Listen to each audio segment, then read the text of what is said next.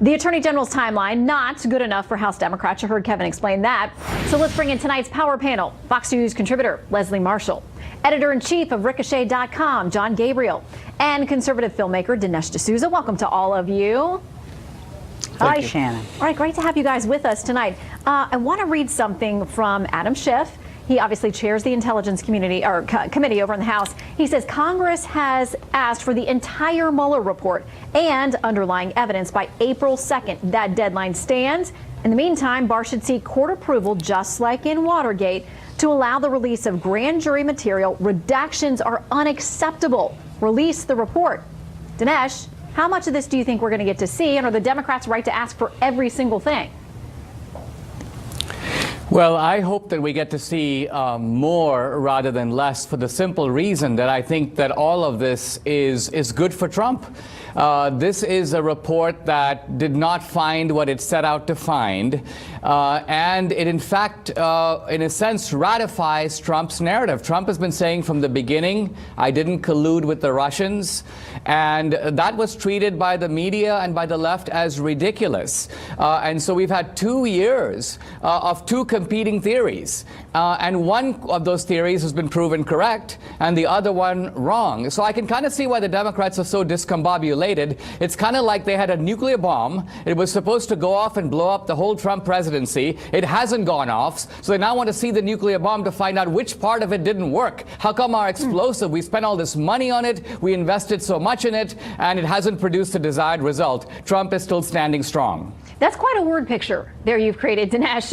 Leslie, I want to read you something from the Attorney General's letter. He says this: everyone will soon be able to read it on their own. There are no plans to submit the report to the White House for a privilege review. Does that make you happy? Because, listen, he said the president, and you've heard him say it, I don't care, put it out there. The White House is not asking to see it first.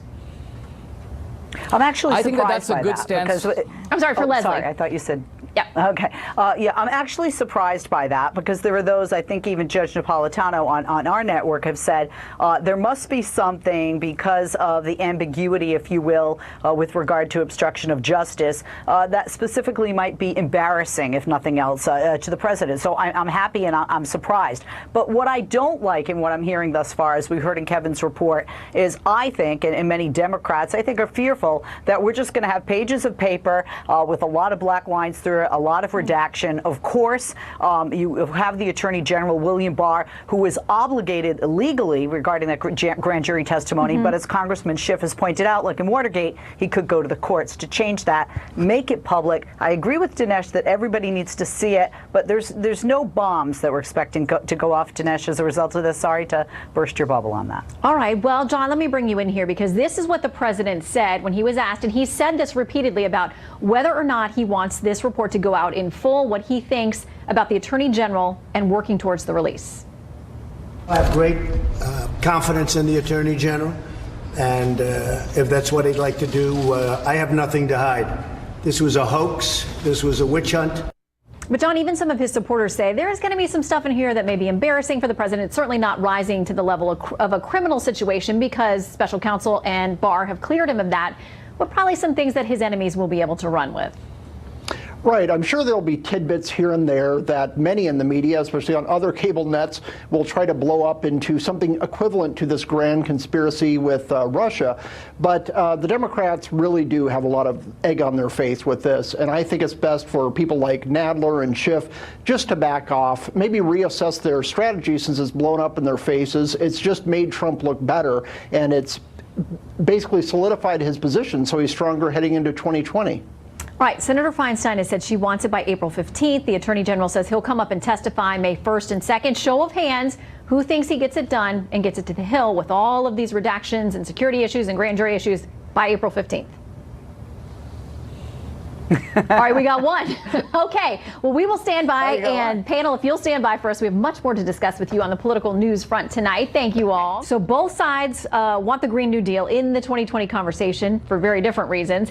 And former Vice President Biden saying tonight he does not recall the incident that Lucy Flores describes. Two hot topics. Let's bring back tonight's Power Panel to talk 2020. Leslie Marshall, John Gabriel, and Dinesh D'Souza. All right, I want to get you both on these topics. So, John, let me start with you on the allegations against Biden and his office Congress responding tonight. He doesn't remember it this way, but he respects her right to share her recollections. John, you first. Yeah, I think it's believable, and we don't know, obviously, the situation exactly, but it's believable since in all these videoed events where Biden is acting very similarly to many different people, and I know people on the right and Republicans have been sharing these images for a long time. It's good to see at least some Democrats taking this seriously because, yes, just going around and smelling random women's hair is just creepy, and obviously it's inappropriate behavior, but we've seen him do this on the national stage as he was vice president. So I think it is concerning. One thing the Democrats have to look out for, though, with all these oppo dumps, anytime any new person enters the race, is if anybody's going to be too, it seems like everyone will be too bloodied and bruised to carry on to the general election. I mean, and Leslie, that's what you always have to worry about in these party primaries. I mean, that's what happens as they stumble then into the general against each other. But again, the vice president saying he nor his staff, they don't have any recollection of what she said. But he said, actually, the new conversation we're having, this whole Me Too thing, is actually a good thing, so she can come talk about it, but not acknowledging that any of it happened. Well, this comes down to he said, she said, and it comes down to he. Did you say Leslie? I'm sorry. Leslie. I think she said Leslie, Dinesh.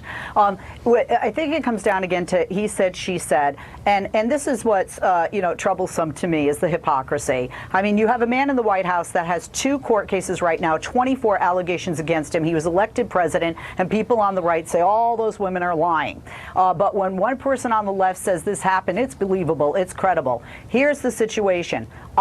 I believe a person when they come out and say this, and that's her recollection of events. But I can't just discount other people, women that were there that worked with the former vice president who said, we had no way of knowing this was the case. We didn't see any evidence of that.